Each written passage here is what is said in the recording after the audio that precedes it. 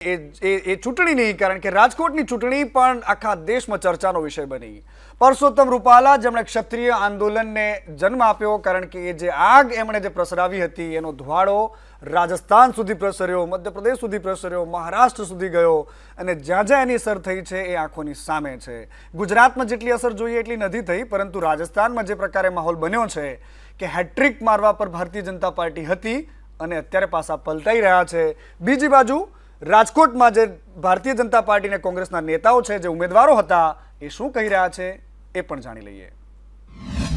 મેં ચૂંટણીમાં હું આવ્યો તો એ વખતે પણ જે વિધાન કર્યું હતું એ વિધાનને પણ હું વળગી રહીશ કે અમારે અહીંયા અમારા આગેવાનોએ વિકાસની જે કેડીને કંડારેલી છે એ મશાલ મારે લેવાની છે, અને એ વાત જ્યાં અટકી હશે અથવા તો જે ચાલુ હશે અથવા તો જે કંઈ કરવાનું બાકી હશે એમાં હું મારી રીતે મને મળેલી તકનો અને મારી સમજણ અને શક્તિનો ઉપયોગ કરવા માટે હરદમ તૈયારી રહે. આ લડાઈ માત્ર વ્યક્તિથી વ્યક્તિ વિરુદ્ધ નહીં, વિચારધારાથી વિચારધારા વિરુદ્ધ નહીં, વ્યવસ્થાને બદલવા માટેની લડાઈ હતી.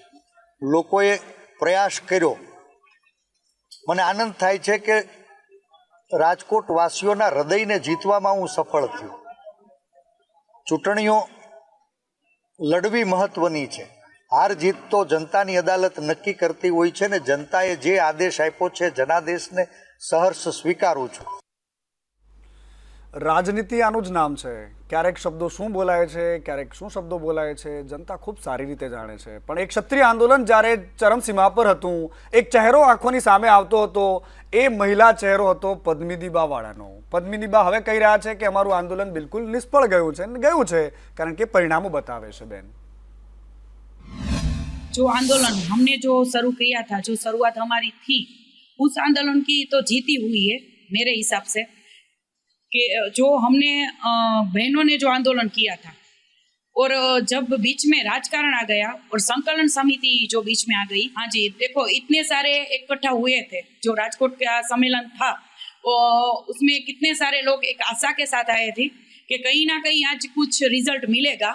तो इन लोगों ने जो करण सिंह चावड़ा है, उन लोगों ने क्या राजकारण किया कि ऐसे लोगों जो समाज को गुमराह कर देते हैं और आज इन लोगों की वजह से ही समाज को झुकना पड़ा है. પ્રધાનમંત્રી નરેન્દ્ર મોદીએ પણ આ જીત બદલ જનતાનો આભાર વ્યક્ત કર્યો છે. પ્રધાનમંત્રી મોદીએ એક્સ પર ટ્વીટ કરીને કહ્યું છે કે આ જીત બદલ જનતાનો ખૂબ ખૂબ આભાર, કારણ કે આ જીત જનતાની છે. પ્રકારની વાત પ્રધાનમંત્રી મોદીએ એક્સ પર લખી છે. દેશની જનતાનો ખૂબ ખૂબ આભાર. પ્રધાનમંત્રી મોદીએ આ ટ્વીટ કરીને માહિતી આપી છે. મતદારોનો આભાર માન્યો છે. ભારતના ઇતિહાસમાં અભૂતપૂર્વ પળ છે, વાત પણ એમણે પોતાના લખાણમાં કરી છે. અને સૌથી મોટી વાત એ છે કે પ્રધાનમંત્રી મોદીએ આ જીતને વધાવી છે. જનતાએ એનડીએ પર ત્રીજી વાર ભરોસો મૂક્યો છે, એ વાત પણ એમણે કરી છે. અને સાથે સાથે આ પરિણામોને લઈને પ્રધાનમંત્રી મોદીએ આ વાત કરી છે જેની અપેક્ષા હતી.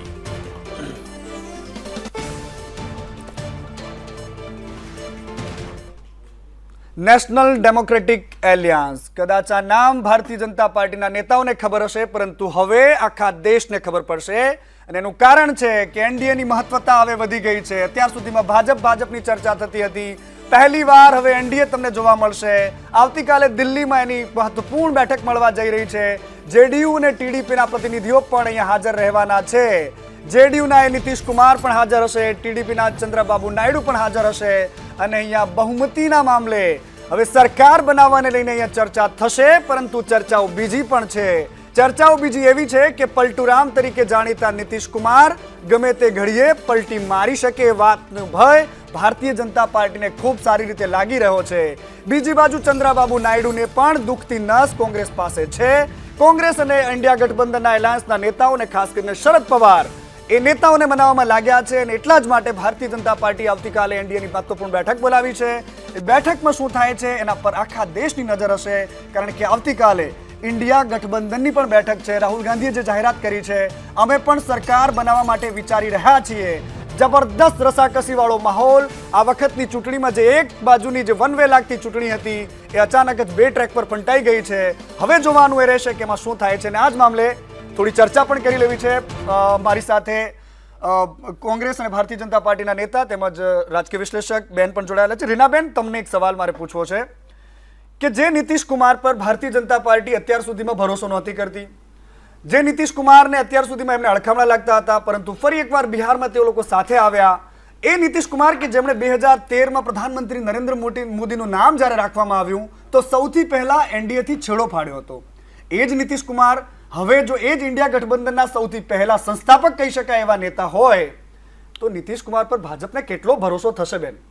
મનીષભાઈ, આપે બહુ સચોટ કહી શકાય કે મુદ્દો ઉઠાવ્યો છે. વાત સાચી છે આપની કે પલટુરામ તરીકે ફેમસ છે. એક વાત તો ચલક ચલાણું ગયા કે ભાણું એમ બી કહી શકાય. આજે અત્યારે આપણે જોઈ રહ્યા છે કે જે ઇન્ડિયા ગઠબંધન છે એ ઊભું કરનાર પણ એ જ હતા એમના બેઝમાં. એમની જે ખ્વાહિશ હતી અને એમની વર્ષોથી ખ્વાહિશ રહી છે કે પીએમ પદ એ બેસે કોઈ પણ ભોગે.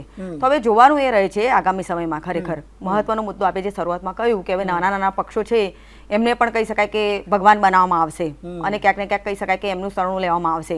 એટલે નીતિશ કુમારના અંગે હજી તમે જુઓ કે ડબલ એન આમ જોવા જઈએ તો કહી શકાય કે આ જે કિંગ મેકરની ભૂમિકામાં અત્યારે આવી ગયા છે ત્યારે મુદ્દો એ ઉઠે છે કે ખરેખર નીતિશ કુમાર ખરેખર ભરોસે લાયક છે ખરા?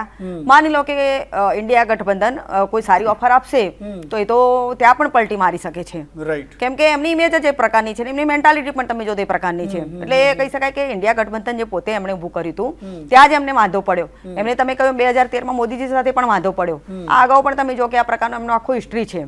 એટલે હવે ખરેખર આગામી સમયમાં તમે જુઓ કે એ પોતે પણ જોયો એ જોઈશે કે ભાઈ ક્યાં મોકો છે, ક્યાં ચાન્સ છે લગભગ. કેમ કે એવા વફાદાર રહેવા માટે ટેવાયેલા છે નહીં. જ્યાં તક મળશે ત્યાં એ પલટી મારી શકે છે. ઠીક છે. યુવરાજસિંહ પણ મારી સાથે જોડાયા છે. યુવરાજસિંહ રાણા કોંગ્રેસના નેતા છે. સ્વાગત સાહેબ. આપ થોડા મોડા આવ્યા, ચર્ચા વહેલી ચાલુ થઈ ગઈ હતી, પરંતુ મુદ્દો એ છે કે નીતિશ કુમાર અને ટીડીપીના નેતાઓનો સંપર્ક તમે પણ કરી રહ્યા છે. કોંગ્રેસના મોટા નેતાઓએ પણ કહ્યું છે કે અમે લોકો સંપર્ક કરવાની કોશિશ કરી રહ્યા છે. આ બે નેતાઓ જે એન નામથી શરૂ થાય છે, એન ફેક્ટર અહીંયા સૌથી મહત્વપૂર્ણ સાબિત થઈ રહ્યું છે. નરેન્દ્ર મોદીને સરકાર બનાવી છે. આ બંને નામ એનથી છે. ચંદ્રબાબુ નાયડુ અને બીજી બાજુ નીતિશ કુમાર. જો આ એન સાથે ના આવે તો કોંગ્રેસની પણ સરકાર તો બને એમ લાગતું નથી. યુવરાજસિંહ, હાલના જે આંકડાઓની પરિસ્થિતિ છે એ ગણિત તો સીધું છે જ કે જે આંકડો 272નો જોઈએ ત્યાં સુધી હજુ અમારી પાસે એટલી ફિગર છે નહીં. એટલે સ્વાભાવિક જ છે કે અમે આ જે વાત છે એ અમારી સાથે નથી આવતા, તો એ નથી થઈ શકવાનું. પણ હવે એ તો હાલના તબક્કે કંઈ પણ કહેવું કે શું થશે કે શું નહીં એ બહુ કદાચ વહેલું પડશે. આજ ખુશ તો બહુ હોંગે આપ? હા, બિલકુલ બિલકુલ ખૂબ ખુશ છીએ. કારણ કે આ ચૂંટણી અમારા માટે સત્તા અને વિજય કરતાં બહુ મહત્વની એના માટે હતી કે અમે આ ચૂંટણી એટલા માટે લડતા હતા કે અમારે ભારતમાં લોકતંત્ર અને સંવિધાનને બચાવવું હતું. તો અમે એમાં મહદઅંશે સફળ થયા છીએ.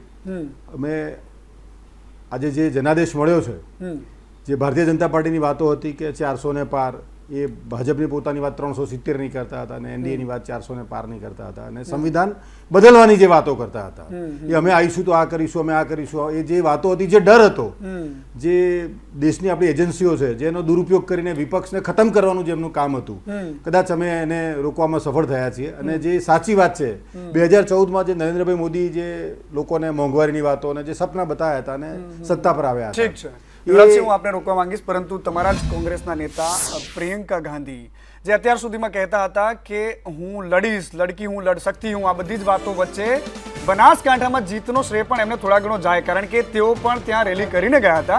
અને એની સાથે સાથે જે અમેઠીમાં હાર થઈ છે ભારતીય જનતા પાર્ટીની, તેઓ કહેતા હતા કિશોરી ભૈયા આપ જીતને વાલે हैं, આપ કભી હાર નહીં सकते. અને એ વાત એમણે ફરી એકવાર અને રાહુલ ગાંધી માટે ખભે ખભો મિલાવીને તેઓ દોડ્યા. એ શું પ્રતિક્રિયા આપી રહ્યા છે એ પણ જોઈ લઈએ.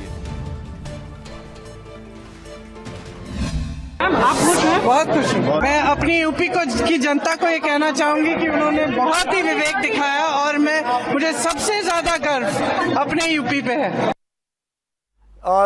અને આજ જ્યારે જીતાય છે ચૂંટણી, હારે છે ચૂંટણી, અને ત્યારબાદ નેતાઓના જે નિવેદન આવતા હોય છે, સમર્થકોનો જે ઉત્સાહ હોય છે એ જોવા જેવો હોય છે. મારી સાથે ભારતીય જનતા પાર્ટીના નેતા કમલેશભાઈ પણ જોડાયેલા છે. કમલેશભાઈ, જેને તમે પપ્પુ પપ્પુ કરતા હતા એને તો યાર આખી બાજી પલટી નાખી. નહીં, બાજી પલટી નાખી એમણે નથી પલટી નાખી. અચ્છા, હવે જો ત્રીજી વાર સતત એ તો ભાઈ વડાપ્રધાન બનવાના સપના જોતા હતા અને એ એવું કહેતા હતા કે હવે આ વખતે તો અમારો વારો આવશે. અને છેલ્લા 55 વર્ષની એમની ઉંમર થઈ, ઘણીવાર 3 વાર તો સતત ત્રીજી હેટ્રિક એવી છે કે એમના સાનિધ્યની અંદર એ અત્યારે જે સ્પષ્ટ એમને તો ક્યાંક ને ક્યાંક તો ક્રોસ તો કરવો જોઈએ ને. તો હું માનું ત્યાં સુધી કોંગ્રેસને અત્યારે કોંગ્રેસના મિત્રને ખબર હશે કે જે આંકડો એમનો મળ્યો છે એ તો થયો જ નથી.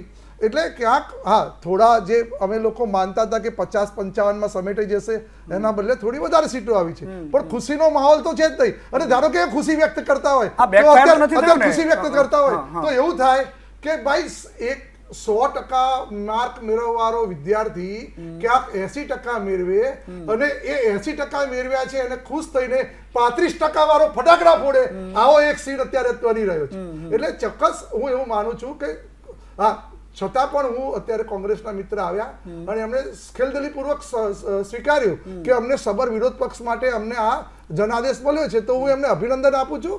અને એમને આવનારા દિવસોની અંદર સબર વિરોધ પક્ષ તરીકે પ્રસ્થાપિત થાય એના માટે પણ એને અભિનંદન અને આભાર વ્યક્ત કરું છું પબ્લિકે પણ કે લોકતંત્રને જાગૃત રાખ્યો. પરંતુ હજુ જે શંકા તમે કરી રહ્યા છો, એક શંકા તમે જોજો કે તમે એવું કીધું કે ઇન્ડી ગઠબંધન અને જે નીતિશ કુમારની અને ચંદ્રબાબુજીની વાત કરી, તો એ બંને ભેગા કરે ને તો 235 + 15 + 16 એ ભેગું થાય તો બી 266 થાય છે. એટલે કે બહુમતીનો આંકડો પાર નથી કરતા. બધા જ લોકો એ ટ્રાય કરશે, એ ટ્રાય કરવાની ચાલુ કરી દીધી ઠીક છે, ઠીક છે. ટ્રાય કરવાની ચાલુ કરી દીધી છે, પણ એ કરશે તો પણ એ લોકો 273 નો આંકડો પાર નથી કરતા. ઠીક છે, એટલે કમલેશભાઈ. ચોક્કસ આદરણીય પ્રધાનમંત્રી ઠીક છે, નરેન્દ્ર મોદીના કમલેશભાઈ. નેતૃત્વની અંદર ત્રીજી વાર સરકાર બની રહી છે. કમલેશભાઈ ઠીક છે, તમારી પાસે આવું છું. યુવરાજસિંહ, એક નાનો સવાલ, મારે 30 સેકન્ડમાં એનો જવાબ જોઈએ છે કે આ પરિસ્થિતિનું નિર્માણ થયું કોંગ્રેસમાં, એને તમે કેવી રીતે જોવો છો? સૌથી પહેલો સવાલ એ કે જે રાહુલ ગાંધી માટે પરસેપ્શન બન્યું, જે નેરેટિવ બન્યું આખા દેશમાં કે પપ્પુ છે, આ છે, તે છે, સત્તા લોભી છે, અને બીજી બાજુ ભારતીય જનતા પાર્ટીના જે નેતાઓ છે એમણે એક પછી એક જ વ્યક્તિ પર પ્રહાર કરી રાખ્યા. આ પરિસ્થિતિની વચ્ચે જ્યારે કોંગ્રેસમાં પ્રદર્શન રહ્યું છે, તો એની પાછળનું કારણ તમે શું જાણી રહ્યા છો? સૌથી પહેલા તો રાહુલ ગાંધીજીએ જે પદયાત્રા કરી કન્યાકુમારીથી કાશ્મીર સુધી, અને ફરીથી બીજો જ એવો આપણે પૂર્વથી પશ્ચિમનો એમણે ફેઝ લીધો, અને એમાં પદયાત્રામાં એ તો લગભગ બધા જ કિલોમીટર પ્રથમમાં તો એ ચાલ્યા છે. એટલે એની સાથે એ લોકોની સાથે એમને મળવાનો, દેશમાં ખરેખર શું પરિસ્થિતિ, જે ગાંધીજીને જ્યારે ભારતમાં આવે ત્યારે સૌથી પ્રથમ કામ એમણે એ કરેલું કે દેશને ઓળખવાની જરૂર છે, એના માટે એમણે આખા દેશનું ભ્રમણ કરેલું. એ જ પરિસ્થિતિ અહીંયા ઊભી થઈ, અને એવી રીતે રાહુલ ગાંધીને એક્ઝેક્ટલી ખબર પડી કે દેશમાં શું પરિસ્થિતિ છે, શું આગળ આપણે કરવું જોઈએ અને કઈ રીતે આગળ વધવું જોઈએ, અને એમનો ભારતીય રાષ્ટ્રીય કોંગ્રેસને સૌથી વધારે એનો લાભ પણ મળ્યો. અને જે તમે પપ્પુ કહો છો, એકચ્યુઅલ પપ્પુ તો ઇમેજ ઊભી કરવા માટે ભારતીય જનતા પાર્ટી હજારો કરોડો રૂપિયા ખર્ચ્યા. એકચ્યુઅલમાં એ પપ્પુ છે જ નહીં. એમણે જે કંઈ વાતો કરી, કોરોના વખતની છે કે નોટબંધીની વાતો છે, કે જ્યારે પણ એમણે જે કોઈ પણ, એકચ્યુઅલ પપ્પુ તો નરેન્દ્રભાઈ મોદી છે કે જે ગેસ નાળીમાંથી ગેસ બનાવતા હતા અને પેલા વાદળમાં વિમાન ન પકડાયની વાત કે એમણે કરી હતી. અને હમણાં જ એક નવી વાત પણ લાયા કે શાયદ મેરી માને મુજે જન્મ દિયા હે. આવી બધી વાતો ક્યારેય રાહુલ ગાંધીજીએ કરી જ નથી. ઓકે, આવું છું યુવરાજસિંહ આપની પાસે. પરંતુ આ લોકસભા 2024ની ચૂંટણીના જે પરિણામો છે એ જબરદસ્ત રસપ્રદ છે. હવે નજર આવતીકાલ પર છે. આવતીકાલે શું થાય છે એના પર નજર છે. તમામ રાજનીતિક પાર્ટીઓ આવતીકાલનો ઇંતજાર કરશે. જે ઇંતજાર ગઈકાલથી આ પરિણામોનો હતો એટલો જ ઇંતજાર આવતીકાલ માટેનો છે.